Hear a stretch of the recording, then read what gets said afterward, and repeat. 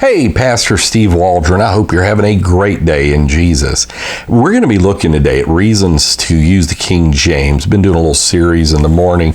Hope they're all coming out. We've been having terrible technical difficulties, but we're looking at the poetry of the King James because the originals had a lot of poetry in them. When I say the originals, Hebrew, Greek, other languages that it may have been written in.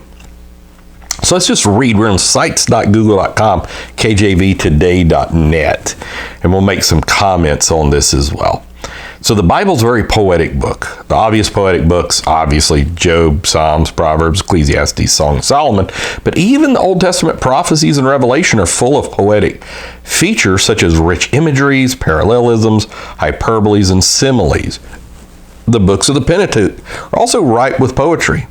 According to Everett Fox, the author of the 5 books of Moses, and I'm not saying he was good to follow, he believes that the Pentateuch is full of oral poetic qualities that often go unnoticed to Western readers. In fact, Jews throughout the centuries sang the Torah using cantillation marks.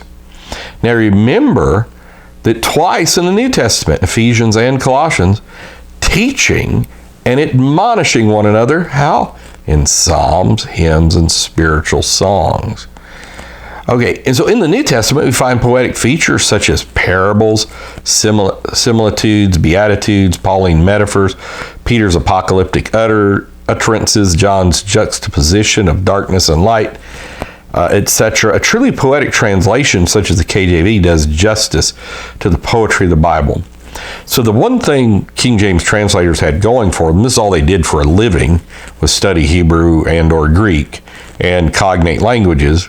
So they were paid to do that because they were trying to come out with a perfect Bible, because the Catholic Church was attacking the paper pope of the Protestants, saying if we find one error in your Bible, you have to become Catholic.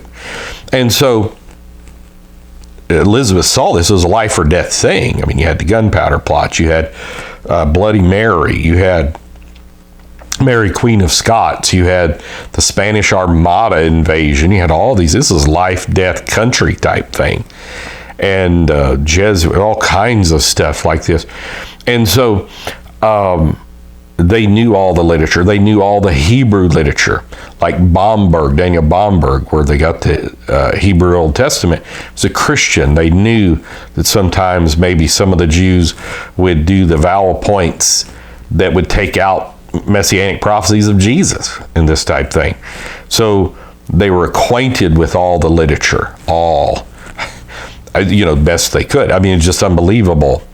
And so they weren't just reading the Bible. And so they knew these things and they translated it perfectly. So poetry is best represented in the King James Version of the Bible because that's where it's coming from, Hebrew and Greek. God bless you. We love you. Talk with you later. Bye-bye.